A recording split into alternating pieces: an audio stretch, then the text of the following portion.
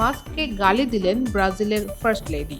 যুক্তরাষ্ট্রের ধনকুবের Elon Musk Brazil সরকারের কাছে কাঙ্ক্ষিত ব্যক্তি নন, সেটা জানা কথা। কিন্তু কতটা অনাকাঙ্ক্ষিত তা বোঝা গেল ব্রাজিলের ফার্স্ট লেডি জানিয়া লুলা দা সিলভার মুখ থেকে বেরিয়ে আসা এক গালিতে।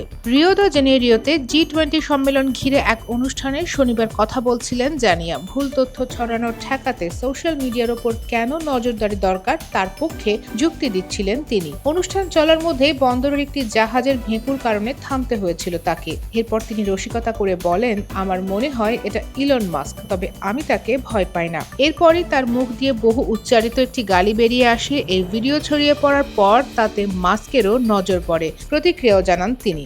যুক্তরাষ্ট্রের ডোনাল্ড ট্রাম্পের প্রশাসনে গুরুত্বপূর্ণ দায়িত্ব নিতে যাওয়া মাস্ক তার এক্স হ্যান্ডেলে লিখেছেন, আমার মনে হয় তারা আগামী নির্বাচন হারতে যাচ্ছেন।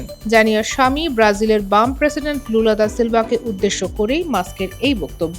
ব্রাজিলের এবছরই 1 মাসের জন্য মাস্কের সোশ্যাল মিডিয়া প্ল্যাটফর্ম এক্সকে নিষিদ্ধ করেছিল লুলা সরকার। এর পেছনে যুক্তি দেখানো হয় এক্স ভুয়া নিউজ, ভুয়া তথ্য ছড়াচ্ছে।